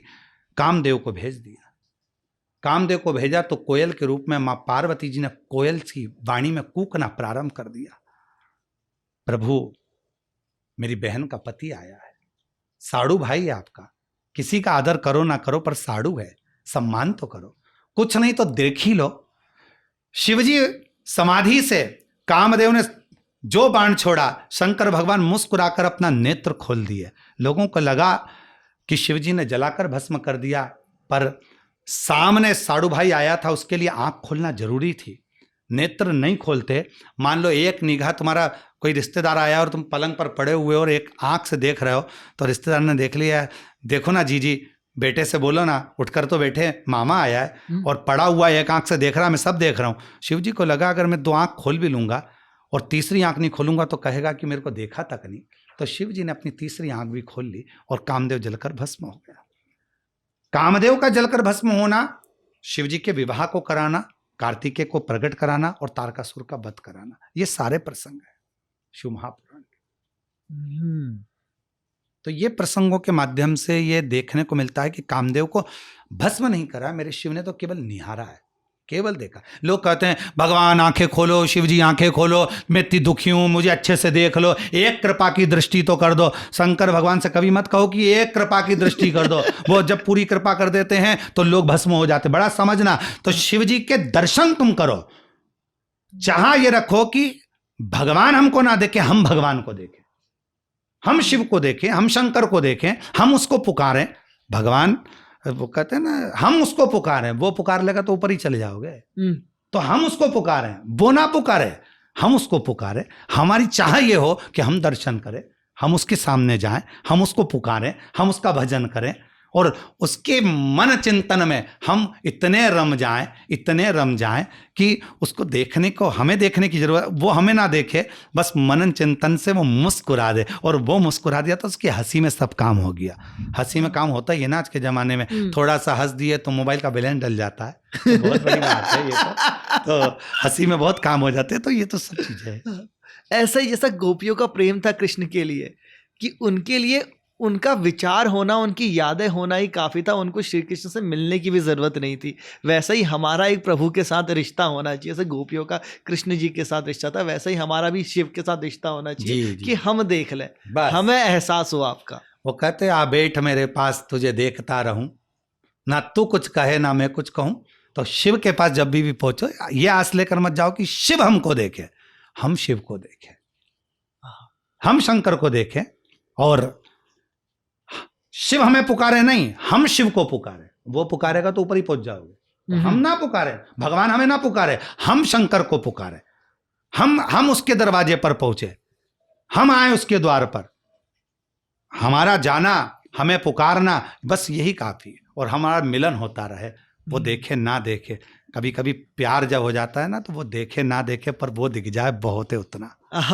और यही सच्चा प्यार है, जहां पे आपने दूसरे से सारी उम्मीदें ही त्याग दी हैं। बस इसने इसी को तो कहते हैं। वाह। अब हमने ये बात करी एक साकार रूप की शिव के, अब एक शिवलिंग रूप, जो कि एक तरीके से निराकार रूप कहा जाता है। शिवलिंग का क्या अर्थ है? देखिए, भगवान शंकर की शिवलिंग की जो स्वरूपता है, भगवान ब्रह्मा और भगवान विष्णु, ब्रह्मा जी के मन में भाव आया कि सृष्टि की रचनाकर्ता मैं हूं, पर ब्रह्मा जी ये नहीं जानते थे कि रचनाकर्ता भी शिव है, पालनकर्ता भी शिव है और संहारकर्ता भी शिव ही है।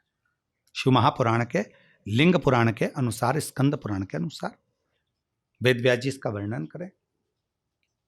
ब्रह्मा जी ने कहा यह सब मेरी रचना है। भगवान नारायण के मुख से निकल गया, आपकी रचना नहीं है, शिव की रचना है। कौन शिव? कौन शिव? जो कैलाश पर बैठे रहते हैं, नेत्र बंद रहते हैं, वो शिव? वो तो नेत्र बंद करके बैठे रहते हैं। ब्रह्मा जी से शिव जी, भगवान नारायण ने कहा ये तुम्हारा भ्रम है कि वो नेत्र बंद कर बैठे रहते हैं, वो कैलाश पर बैठे रहते हैं, ये तुम्हारा भ्रम है। शिव कैलाश पर नहीं, शिव निंद्रा में नहीं, शिव नेत्र बंद कर नहीं, शिव तो प्रत्येक जीव की धड़कन में, श्वास में, कंकर कंकर में, पर्वत में, अग्नि में, जल में, थल में, वायु में, सब में शिव है। तो कहना मान नहीं सकता। ब्रह्मा जी बोले मैं नहीं मानूंगा। तो भगवान शंकर, भगवान नारायण ने कहा कि मत मानो, ये पर्वत है ना, चलो इसको घुमाते हैं। वहां पर हम दोनों घुमाना चालू करते हैं। भगवान नारायण ने और ब्रह्मा जी ने पर्वत घुमाना प्रारंभ करा। जो घुमाना प्रारंभ करा तो उसने एक लिंग की आकृति ले ली। घुमाना क्यों प्रारंभ किया? उनको जानने के लिए। आप कह रहे हो ना कि सब में शिव है, तो मैं जानना चाहता हूं इसमें शिव कहां है। जैसे हिरण्यकशिपु ने प्रहलाद से कहा था क्या इस अग्नि के खंभ में, क्योंकि खंभा गर्म कर दिया गया था। अग्नि का खंबा इतना गर्म कर दिया गया था। और शिव जी, उस हिरण्यकशिपु ने प्रहलाद से पूछा था, क्या इस खंबे में तेरा भगवान है? तेरा भगवान इस खंबे में है? प्रहलाद खंबे को देखते हैं और देखते से सोचते हैं कि जिस खंबे के ऊपर तेल डालो और वो 5 मिनट में जल रहा है, कपड़ा डाला जल रहा है, और प्रहलाद ने देखा कि एक चींटी उस खंबे पर चढ़कर जा रही है। तो प्रहलाद ने कहा, हाँ, इसमें भी मेरा भगवान है। अग्नि के खंभ में चींटी चढ़कर जा रही है, तेल डाल रहे हैं जल रहा है, कपड़ा डाल रहे हैं जल रहा है, सामग्री डाल रहे हैं जल रहा है, और चींटी चल रही है। प्रहलाद ने कहा, इसमें भी मेरा भगवान है। जो गदा का प्रहार किया, खंबे में से नरसिंह भगवान प्रकट हो गए। ब्रह्मा जी के उस भाव को जानने के लिए ब्रह्मा ने कहा, क्या इस पर्वत में शिव क्यों नहीं है? मैं तो कह रहा हूं कंकड़ में शिव है, कण कण में शिव है, क्यों नहीं है? घुमाया पर्वत, ब्रह्मा जी ने अपन घुमाते हैं, घुमाया, शिवलिंग कहां, शंकर कहां? तभी एक आकृति लिंग की प्रकट हो गई।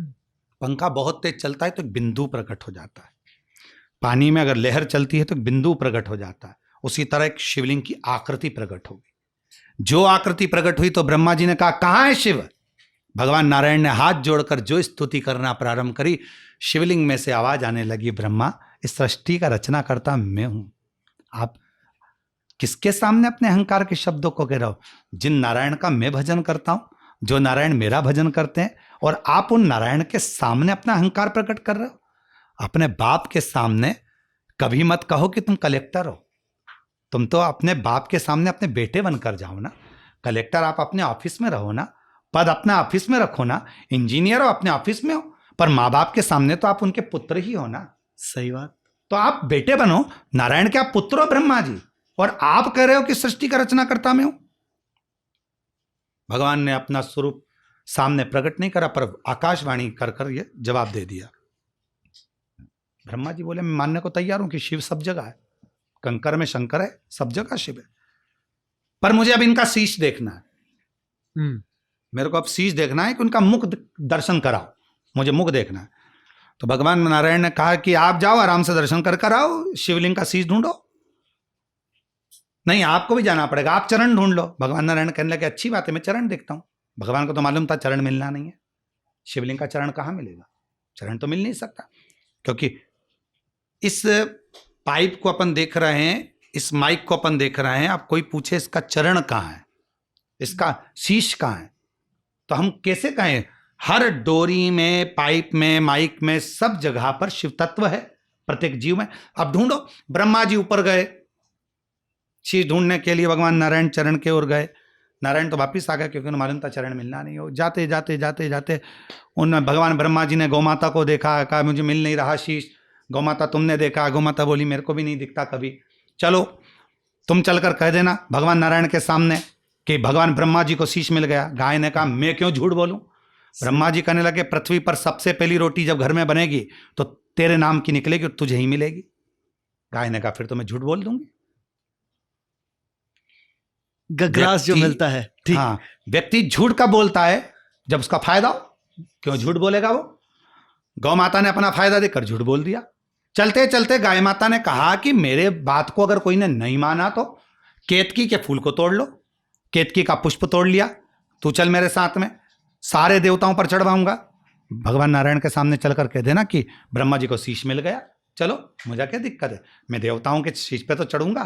प्रसन्न हो गया। भगवान नारायण ब्रह्मा जी से पूछे, आ गए? हाँ, आपको शीश मिल गया? ब्रह्मा जी बोले, नहीं, पहले आप बताओ आपको चरण मिल गए क्या? भगवान नारायण ने कहा, मुझे चरण कहाँ मिल सकते हैं, मुझे शिव के चरण मिल जाए, बहुत कठिन बात, मुझे चरण नहीं मिले। जैसे ही नारायण ने सत्य कहा, शिवलिंग में से आवाज आ गई, हे नारायण, आपने मेरी साक्षी में सत्य कहा है, पृथ्वी पर खड़े होकर आप सत्य बोले हो। आज से पूरी पृथ्वी पर सत्य की पूजन सत्यनारायण के रूप में होगी, आप सत्यनारायण के रूप में पूछे जाओगे। अच्छा, तो सत्यनारायण कथा का ये अभिप्राय है। आपने सुना होगा सत्यनारायण जी की जो कथा होती है, उस सत्यनारायण कथा में आपने सुना होगा कि ब्राह्मण ने कथा श्रवण कराई, लक्कड़हारे ने कथा सुनी। वो कथा कौन सी थी? ये मैंने बहुत बार सोचा। ये कथा का प्रसंग है ब्रह्मा, विष्णु और महेश के इस शिवलिंग के प्रागट्य का जो प्रसंग है, यही सत्यनारायण का मूल प्रसंग है। अच्छा, ये सालों से ये सवाल मेरे मन में था जो आज क्लियर हो जी। गया। वाह। तो ये प्रसंग यहां से चालू होता है, आप सत्यनारायण के रूप में पूजे जाओगे। भगवान नारायण प्रसन्न हो गए, बड़ी कृपा करी। ब्रह्मा जी से भगवान नारायण ने पूछा, अब आप बताओ आपको शीश मिला?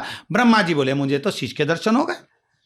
आकाशवाणी ने कहा, ब्रह्मा झूठ मत बोलो, आप नारायण के सामने खड़े हो, झूठ मत बोलो।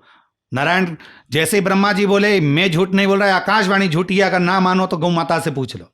गाय ने कह दिया कि ब्रह्मा जी को शीश का दर्शन हो गया। शिव जी ने आकाशवाणी कर कहा, गौ माता तो जगत की मां होकर झूठ बोलती है, जा गौ माता, मैं तुझे श्राप देता हूं कि तेरा पूरा शरीर पूजा जाएगा पर तेरा मुख अपूज्य माना जाएगा। सनातन हिंदू धर्म में गौ माता की परिक्रमा पूंछ से चालू होकर पूंछ पे विराम होती है। कन्यादान हमारे आगे से होता है, वस्त्र दान आगे से होता है, अन्नदान आगे से होता है, आभूषण दान, सारे दान आगे से होते हैं, पर सनातन धर्म में गौदान पीछे से होता है, गाय की पूंछ पकड़कर, क्योंकि तूने झूठ बोल दिया। एक झूठ के कारण तेरा मुख अपूज्य हो गया। गौ माता जब सुनी, रोने लगी, नेत्र में जल भर गया। तब शिवजी ने कहा, गौ माता तू चिंता मत कर, तेरी पूजन मैं स्वयं भी करूंगा, तेरे बछड़े के रूप में मैं स्वयं भी प्रकट होऊंगा और तेरे बछड़े को मैं अपने साथ रखूंगा नंदी के रूप में। खूब खूब मामा ने उनको वर भी दिए। आखिरी में ब्रह्मा जी ने कहा कि केतकी के पुष्प से पूछो, तो केतकी का पुष्प भी झूठ बोल दिया कि ब्रह्मा जी को शीश मिला। भगवान ने श्राप दे दिया, रे केतकी, सारे देवताओं पर चढ़ेगा पर शिव पर कभी नहीं चढ़ेगा। अगर भूल से भी चढ़ गया तो गौहत्या का दोष लग जाता है, अगर केतकी का फूल शिव पर चढ़ जाता है तो केतकी को भी भगवान। अब ब्रह्मा जी फिर झूठ बोल रहे हैं। ब्रह्मा जी कह रहे हैं, नहीं, मैंने शीश का दर्शन किया। तब भगवान शंकर को क्रोध आया और शिवलिंग में से ही शिव प्रकट हो गए। उन्होंने अपने पांव का नख तोड़ा, काल भैरव प्रकट कर दिया। काल भैरव से कहा, इसका शीश काट दो। काल भैरव ने अपना नख तोड़ा, ब्रह्मा जी का जो झूठ बोलने वाला शीश था उसे काट दिया। दया किसको आई? भगवान नारायण को। प्रभु कृपा करिए, ब्रह्मा जी का शीश कटा है, लुढ़कता जा रहा है। जहां से झूठ बोलता हुआ शीश लुढ़क रहा था, वहीं कर्मनाशा नदी प्रकट हो गई, जो आज भी उत्तर प्रदेश में बहती है। कर्मनाशा नाम से ही? कर्मनाशा नाम से कर्मनाशा नदी उत्तर प्रदेश में बहती है। आप चाहें तो नेट पर सर्च कर सकते हैं, देख सकते हैं। जो कर्मनाशा कर्मों का नाश कर देती है, हमारे पुण्य को क्षीण कर देती है, इसलिए उसमें कोई नहाता नहीं है, स्नान नहीं करता कोई भी कर्मनाशा नदी में। शीश लुढ़कता लुढ़कता गया तो भगवान विष्णु ने भगवान शंकर जी से कहा, इसका क्या होगा? लोग इस शीश से नफरत करेंगे, कोई झूठ बोला है। ब्रह्मा जी की गति बिगड़ी, आप कृपा करो। तब भगवान शंकर ने कहा, इस शीश को मैं बट वृक्ष बना देता हूं।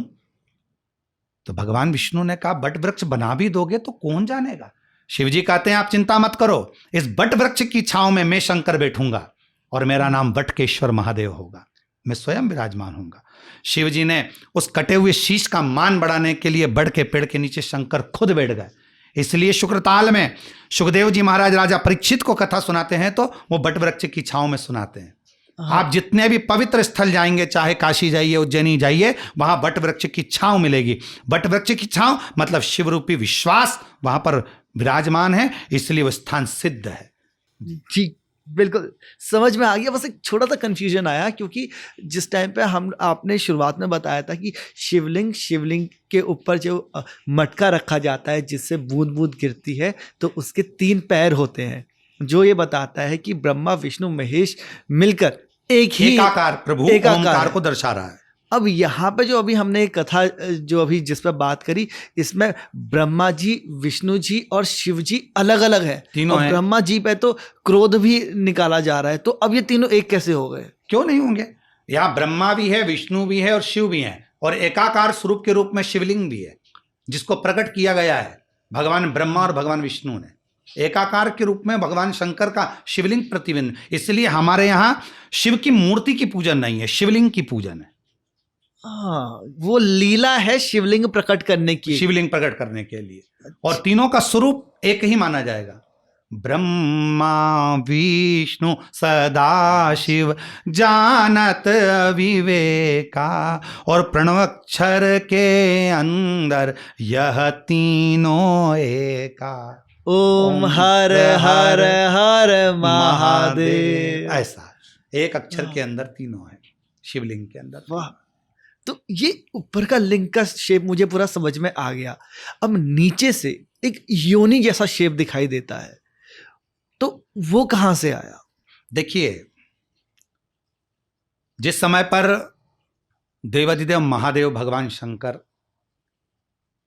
कंठ में विष धारण कर लेते हैं और कंठ में विष पहुंच जाता है, मां जगत जननी जगदम्बा को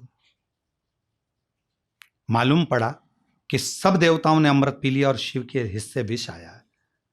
जब तक मां आती उतनी देर में विष मुख में जा चुका था। जगत जननी ने सोचा करूं क्या, क्या कर सकती हूं, विष तो अंदर आ रहा है। जगत जननी उसी कंठ में जाकर लेट जाती है, विष को नीचे उतरने नहीं देती है। इसलिए आपने सुना होगा शिव नीलकंठधारी है। शंकर भगवान का विष उदर में गया ही नहीं, नीचे उतरा ही नहीं। महाद्य शक्ति जगत जननी ने भगवान शंकर के कंठ के विष को अपने उस आनंद के साथ झेल लिया। तो यहां पार्वती जी का जो प्रतिबिंब स्वरूप है, मां जगत जननी का जो प्रतिबिंब स्वरूप है, वो जलाधारी के रूप में है। जो जलाधारी को हम दर्शन करते हैं, ये भगवान शंकर के जितने भी भाव हैं उनको अपने हाथों में झेल लेती है, अपने हस्त कमल में झेल लेती है, अपने स्वरूप में झेल लेती है। स्वयं भले काली बन जाती हैं, भद्र काली बन जाती हैं, किसी भी रूप में धारण कर लेती हैं, पर शंकर के जो भी तत्व हैं, भगवान शंकर का जो स्वरूप है, उसको अपने हाथों पर झेल कर रख। इसलिए शंकर, आपने एक प्रसंग श्रवण किया होगा कि भगवान देवाधिदेव महादेव जब विष पी लेते हैं, बहुत ज्यादा मात्रा में विष उनके कंठ पर चला जाता है, तो वो मौन हो जाते हैं, स्थिर, एकदम चुप से। तो किसी ने पूछा कि ये स्थिरता क्यों है, तो कहा शिव मौन होकर नेत्र बंद कर कर आद्य शक्ति मां पार्वती को याद कर रहे हैं कि इस जहर को तू झेल, इस जहर को तू झेल, तेरे सिवा कोई नहीं झेल सकता। तब मां जगत जननी उस कंठ में जाकर विराजमान होती है। देवी भागवत का ये प्रसंग बड़ा सुंदर है, जब मां जगत जननी कंठ में जाकर प्रवेश कर जाती है। तो मेरे शंकर भगवान को हमेशा मां जगत जननी ने अपने हस्त कमल पे, अपनी गोदी में झेला, अपने हस्त कमल पे झेला। और केवल शिव ही नहीं, मां तो मां है, गणेश जी को भी अपनी गोदी में रखती हैं, कार्तिकेय को भी अपनी गोदी में रखती हैं, सबको अपनी गोदी में बिठाती हैं। मां तो मां है। लोग कहते हैं कि शिवलिंग पर जब जल चढ़ाते हैं तो वो जलाधारी पर जाता है, फिर वो नीचे चले जाता है। अर्थात बेटा जो होता है ना, जितना पापा से 500 का नोट नहीं मांगता, उतना मम्मी से मांगता है। हाँ, ठीक है। हम जब जल चढ़ाते हैं ना, शिव देख लेते हैं कि इसका दुख क्या है। शंकर जी उस दुख को पार्वती जी को दे देते हैं कि मैं तो नेत्र बंद करके बैठूंगा, मैं बाप हूं, मैं दूंगा, ठीक नहीं लगेगा, तू मां है, इसका दुख तू सुन। तो वो जल चारों तरफ घूमता है, वो जल नहीं है, हमारे हृदय का भाव है कि क्या चाहते हैं हम, और वो भाव मां जगत जननी पूर्ण कर देती है। शिव को कहने की जरूरत नहीं पड़ती, क्योंकि मां बेटे का चेहरा पढ़कर कह देती है इसको क्या चाहिए। बेटा तेरा भोजन नहीं करा तूने, आज तू क्या खाना खा के नहीं आया, क्या बात है बेटा, तेरा चेहरा उतरा। मां होती है, समझ जाती। जल की धार से शिव पे चढ़ी थी, पर मां जगत जननी समझ जाती है कि इस बेटे को चाहिए क्या। तो मां समझने के लिए पार्वती का स्वरूप। सुंदर, अति सुंदर। एक बहुत छोटा सा सवाल मेरे मन में आता है जब से मैंने सुना, जब आपने कहा था कि एक लोटा जल सारी समस्याओं का हल, और बहुत लाखों लोगों की तरह मैं भी जब से ये थोड़ा बहुत समझा आपकी कथाओं से, मैं भी एक लोटा जल शिवलिंग पर चढ़ाने जाता हूँ रोज सुबह जब भी घर पर होता हूँ। तो अब क्या है कि जहाँ पे शिवलिंग है तो वहाँ पे शिवलिंग है, उनके ऊपर नागराज है, उसके ऊपर एक मटके से एक एक बूंद आ रही है। इधर एक तरफ नंदी है, एक तरफ कार्तिकेय, एक तरफ गणेश है, एक तरफ माँ भगवती है। तो जल क्या सब में थोड़ा थोड़ा चढ़ा है? नहीं नहीं नहीं, यही भ्रम है लोगों में। शिवलिंग पर जब हम जल चढ़ाते हैं तो वो जल गणेश जी को भी चढ़ गया, शिवलिंग पर जो जल चढ़ाया वो कार्तिकेय को भी चढ़ गया, और शिवलिंग पर जो जल चढ़ाया वो माता जी को भी चढ़ गया। कैसे? शिवलिंग जो है वो शंकर का प्रतीक है, जलाधारी नीचे की पार्वती जी का प्रतीक है। सामने से जो जल बह रहा है उसका राइट भाग गणेश जी का स्थान होता है, लेफ्ट भाग कार्तिकेय का स्थान होता है। तो जब हम जल चढ़ाते हैं तो वो जल सारे देवताओं पर एक साथ चढ़ जाता है। ये नहीं कि मंदिर में अगर गणेश जी की मूर्ति रखी आप उस पर जल चढ़ाएं, उसका श्रृंगार रहने दो। पार्वती जी की मूर्ति है उस पर भी जल नहीं चढ़ाना, उसका श्रृंगार रहने दो। कार्तिकेय जी की मूर्ति है उसका भी श्रृंगार रहने दो, उस पर जल नहीं चढ़ाना। आपने शिवलिंग पर जल चढ़ाया, वो सब पर चढ़ गया। फिर आप उस भ्रम में ना रहे कि मैं इनको भी चढ़ाऊं, उनको भी चढ़ाऊं, उनको भी चढ़ाऊं। ये हमारा भ्रम है, पर एक में सब है, तो हम क्यों इधर उधर भटके। सही बात, हाँ, क्लियर हो गया। और एक मैंने देखा कि जब परिक्रमा लगाई जाती है, किसी ने मुझसे भी कहा था कि जब आप शिवलिंग की परिक्रमा लगाओ तो धार को पार नहीं करना जी, आदि तो परिक्रमा ऐसे लगाएं। जाके वापस आ जाना, ऐसा क्यों?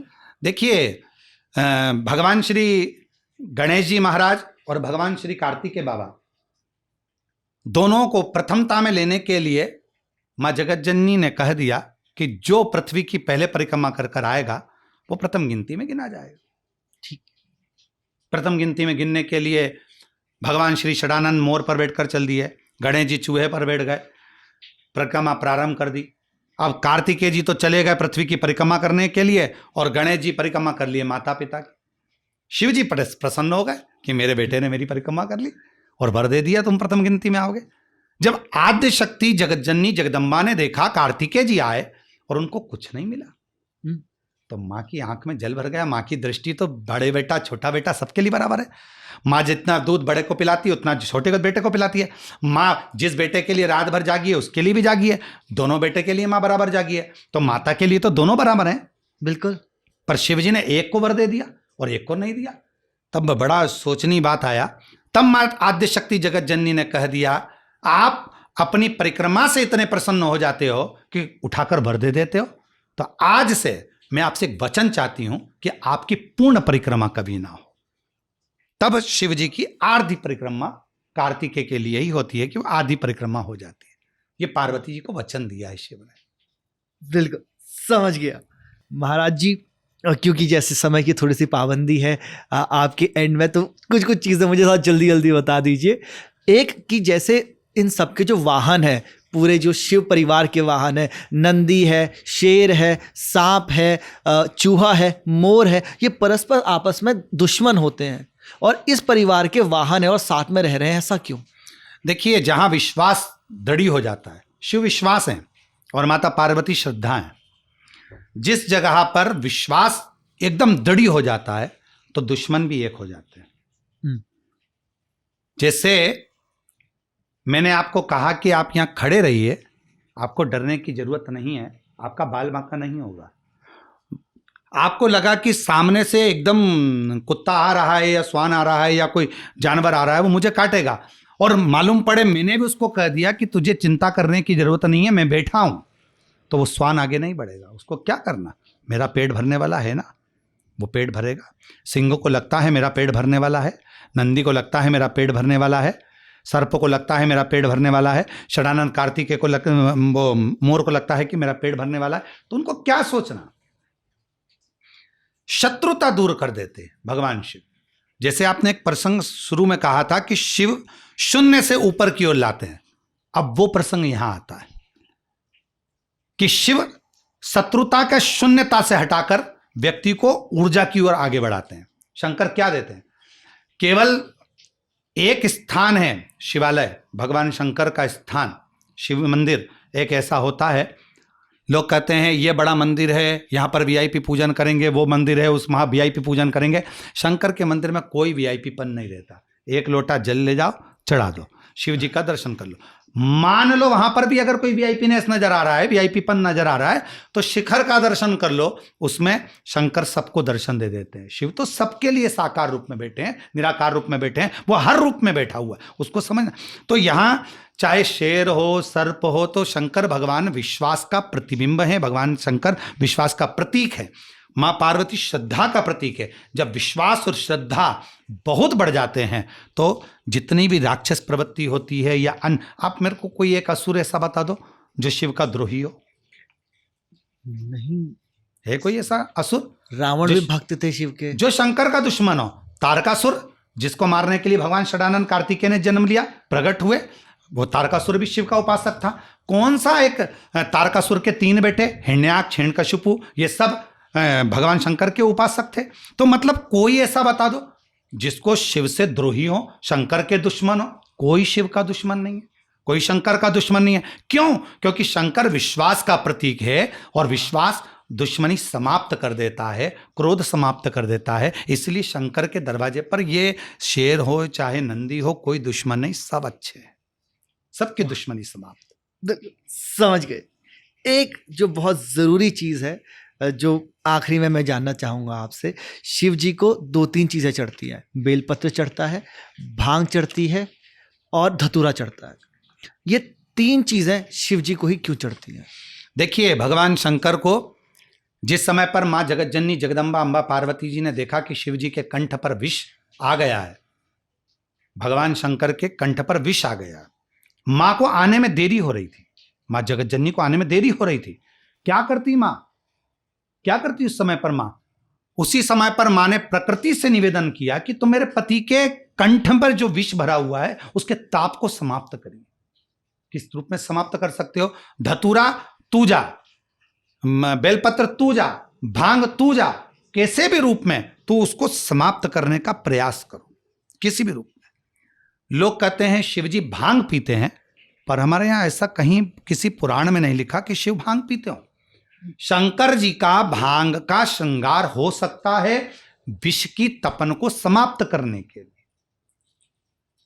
विष की तपन को समाप्त करने के लिए। धतूरा क्यों सामने रखा जाता है, शिव जी क्यों चढ़ाया जाता है? क्यों? क्योंकि भीतर जो तपन है उस तपन को धतूरा भी समाप्त कर सकता है, तपन को समाप्त करने के लिए। एक आपने सुना होगा कि जब व्यक्ति को एक बहुत बड़ा रोग हो जाता है, कैंसर जैसा रोग हो जाता है, तो उसको कीमो दिया जाता है। मतलब जितना वो रोग में जितने भी कीटाणु हैं उसको समाप्त करने के लिए उससे बलवान विष दिया जाता है, उससे बलवान तप दिया जाता है, तपन दी जाती है, जिससे उसके जो कीटाणु हैं वो समाप्त हो जाएं, कैंसर जैसे रोग के कीटाणु समाप्त हो जाएं। तो इसको विष की तपन को समाप्त कौन कर सकता है? तो कहा कि ये धतूरा कर सकता है, भांग कर सकता है, ये बेलपत्र कर सकता है। ये तपन को खींच लेते हैं, उस तप को खींच लेते हैं जो तपन हो रही है विष की, उसको खींचने के लिए। तो माँ ने प्रकृति से कहा, क्योंकि माँ तो प्रकृति की संतान है ना, हिमालय की बेटी हैं, तो सबसे पहले तो उनसे ही कहेंगे कि जाकर समाप्त करो तुम्हारे दामाद के भीतर का तपन। तो ये प्रकृति ने दिया है उनको तपन को समाप्त करने के लिए, तप को समाप्त करने। पर उस समय जब माँ पार्वती जी पहुंची, जब तक विष ठहरा हुआ था बेलपत्र से, विष ठहरा हुआ था धतूरे से, विष ठहरा हुआ था उसी समय पर, और माँ जगत जी ने देख लिया। माँ इतनी प्रसन्न हो गई, माँ ने कहा कि तुमने मेरे प्रभु का ध्यान रखा, मैं तुम्हें वर देती हूँ, संसार के लोगों का ताप दुख केवल तुम शिव पर चढ़ोगी और मिट जाएगा। जो चढ़ाएगा उससे उसका दुख, उसका ताप समाप्त हो जाएगा। अद्भुत, अद्भुत। महाराज जी, अभी भी बहुत चीज़ें हैं जो मुझे आपसे जाननी है। आपकी व्यक्तिगत जर्नी मेरे को समझनी थी कि आप इतना जो आपका विशालकाय स्वरूप है, जितना हम लोगों ने सुना है, जाना है, वो कैसे पहुंचा। बहुत कुछ है आपसे सीखने को, आपसे जानने को। बट आज के लिए मुझे लगता है कि जिस कारण के लिए मैं आया था कि मेरे अंदर शिव प्रेम जन्म ले सके, वो जन्म ले चुका है। और मुझे ऐसा लगता है कि शिव जी की कृपा रहेगी, और मुझे पूरा भरोसा है अपने दिल से कि ये हमारी आखिरी मुलाकात नहीं है। तो जो चीज़ें आज रह गई हैं, मैं आपसे अगली भेंट में जानना चाहूँगा। जरूर जरूर, फिर मिलेंगे। बाबा बुलाता रहेगा, कुबेर भंडारी। और शिव चर्चा तो कभी बंद होना भी नहीं चाहिए, सत्य वचन। तो आपका जो भाव है कि आखिरी मुलाकात नहीं, ये शुरुआत है, और आगे खूब मिलेंगे और बाबा की चर्चा करते रहेंगे और बाबा का आनंद कथाओं का लेते रहेंगे। बिल्कुल। श्री शिवाय नमस्तुभ्यम। श्री शिवाय नमस्तुभ्यम। तो बाबा, ये था आज का हमारा पॉडकास्ट महाराज जी के साथ, और जिसमें मुझे बहुत आनंद आया। मेरे दिल में एक शिव प्रेम जन्म लिया है। मुझे पूरी उम्मीद है अगर आपने यहाँ तक सुना है तो आपके मन में भी शिव प्रेम जन्म ले चुका होगा। और अगर ऐसा है, श्री शिवाय नमस्तुभ्यम कमेंट करके हमें इस बात का एहसास कराइए कि आपने आखिर तक सुना है। बाकी मैं आपसे अगले पॉडकास्ट में मिलता हूँ। बाबा, हर हर महादेव, राधे राधे।